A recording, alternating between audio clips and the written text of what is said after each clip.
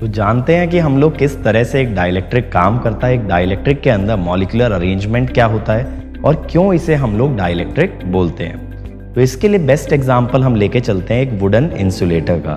तो जैसा कि आप जानते हो वुड इज एन इंसुलेटर और वुड के अंदर किसी भी प्रकार का कोई भी करंट फ्लो नहीं कर पाता। तो समझने के लिए ले लेते हैं एक वुडन ब्लॉक। तो ये हमारे पास एक वुडन ब्लॉक आ गया।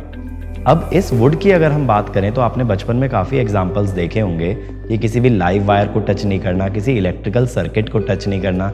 अगर कहीं स्पार्किंग होती है, कहीं कोई करंट फ्लो हो रहा होता है, then you touch it with the help of a wooden rod, with the help of a wooden block, anything but not your hand. क्योंकि क्या होता है, हमारी बॉडी कंडक्टिंग है।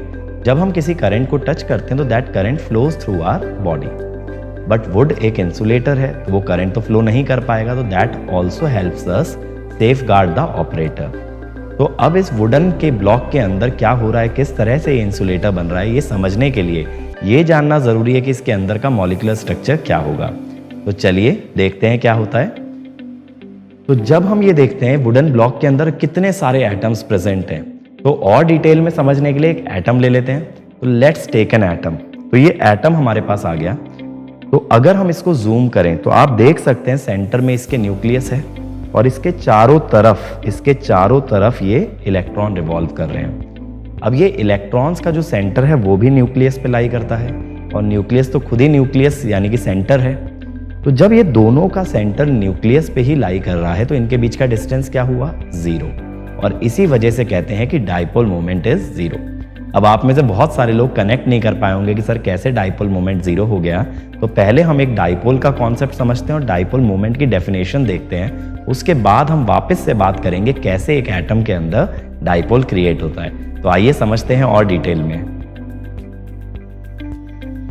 तो अब हम बात करेंगे कि एक डाइपोल क्या होता है और कैसे उसकी डाइपोल मोमेंट डिफाइन होती है।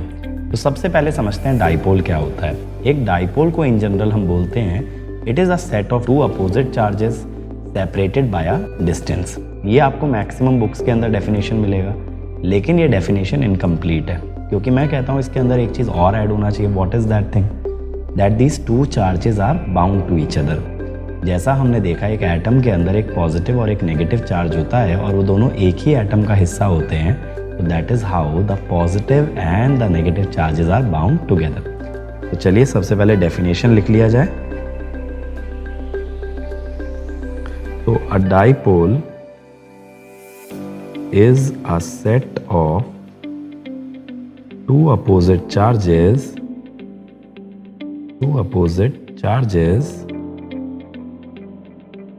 separated by a distance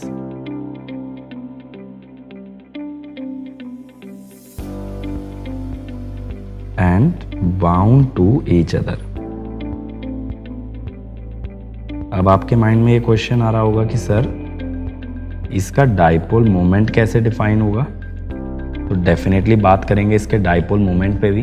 dipole moment की बात कर लेते हैं। अब देखो मैं एक डाइपोल आपको शो करता हूँ कि कैसे एक डाइपोल हम डिफाइन करते हैं। तो जैसा हमने डेफिनेशन तो देखा, लेकिन अब आप इसका डायग्राम कैसे बनाएंगे। तो इसका डायग्राम जनरली हम कैसे दिखाते हैं, ये हो गया हमारा एक पॉजिटिव चार्ज और एक हो गया नेगेटिव चार्ज। अब ये दोनों का मैग्नीट्यूड इक्वल होना ज़रूरी है, यानी ये Q तो ये भी Q, माइनस Q होगा वो मैंने साइन में दिखा दिया। ये डिस्टेंस हुआ D। तो आप जब इसकी डाइपोल मोमेंट डिफाइन करेंगे ना, तो डाइपोल मोमेंट P से डिनोट करते हैं, इट इज QD और यूनिट क्या हो जाएगी, कूलाम मीटर। अब एक डाइपोल मोमेंट जो है ये एक वेक्टर क्वांटिटी है, लेकिन जब कोई वेक्टर होता है तो we have to define the magnitude and direction. तो हमने देखा मैग्नीट्यूड होता है Q into D, but direction क्या होती है, इसकी डायरेक्शन हमेशा डिफाइंड होती है from the negative to the positive charge. That is the direction. अब बात चल रही है एक एटम की कि सर एक एटम के अंदर न्यूक्लियस है, एक इलेक्ट्रॉन्स हैं, तो किस तरह से इसका डाइपोल मोमेंट डिफाइन होगा। तो एक बार एटम ड्रॉ कर लेते हैं। एटम के सेंटर पे आया हमारे न्यूक्लियस और उसके चारों तरफ घूमने लग गए इलेक्ट्रॉन। अभी जो इलेक्ट्रॉन्स है इनका सेंटर कहाँ पे है, ऑब्वियसली सर सर्कल के सेंटर पे है। न्यूक्लियस का सेंटर कहाँ है, न्यूक्लियस का सेंटर भी सर्कल के सेंटर पे ही है। जब दो पॉइंट्स का पॉजिटिव और नेगेटिव चार्ज का सेंटर सेम जगह आ गया तो डिस्टेंस क्या हो गया, 0, डिस्टेंस 0 तो डाइपोल मोमेंट 0। इसका मतलब अभी डाइपोल बना ही नहीं है।